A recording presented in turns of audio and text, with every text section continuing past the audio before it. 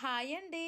ఈరోజు నేను పక్కా బెంగాలీ స్టైల్ చేపల కర్రీ చేశాను. ఫస్ట్ చేపల్లో ఉప్పు, పసుపు, కారం, ఆవాల నూనె వేసి కలిపి మ్యారినేట్ చేసుకోవాలి. తర్వాత ఉల్లిపాయలు, అల్లం వెల్లుల్లి, పచ్చిమిర్చి, ఎండుమిర్చి, ధనియాలు, మిరియాలు, జీలకర్ర, బ్లాక్ ఆవాలు, అలాగే ఇవి పసుపు ఆవాలన్నమాట.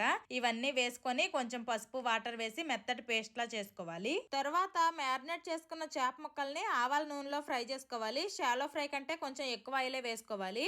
ఆవాల నూనెతో వండేటప్పుడు చాలా స్మెల్ వస్తుంది, కానీ తినేటప్పుడు మాత్రం స్మెల్ ఏమి ఉండదు, బాగుంటుంది. చేప ముక్కల్ని ఫ్రై చేసిన ఆయిల్లోనే బిర్యానీ స్పైసెస్, టమాటాలు, కొత్తిమీర వేసి ఫ్రై అయ్యాక మనం ముందుగా రెడీ చేసుకున్న పేస్ట్ ను కూడా వేసి పచ్చివాసన పోయినంత వరకు ఫ్రై చేసుకోవాలి. ఆ తర్వాత అందులోనే కొంచెం అంత కారం పొడి కూడా వేసి కలుపుకోవాలి. ఆ తర్వాత గ్రేవీకి తగ్గట్టు వాటర్ వేసి మూత పెట్టి బాయిల్ అవనివ్వాలి. తర్వాత ఫ్రై చేసిన చేప ముక్కలు, టమాటా ముక్కలు, పచ్చిమిర్చి ముక్కలు వేసి కాసేపు ఉడికించాక ఫైనల్ గా కొత్తిమీర వేసుకుంటే బెంగాలీ స్టైల్ చేపల కర్రీ రెడీ అయిపోద్ది. టేస్ట్ అయితే సూపర్ వచ్చింది. ఎవరైనా ట్రై చేయాలనుకుంటే ట్రై చేయండి. Bye bye.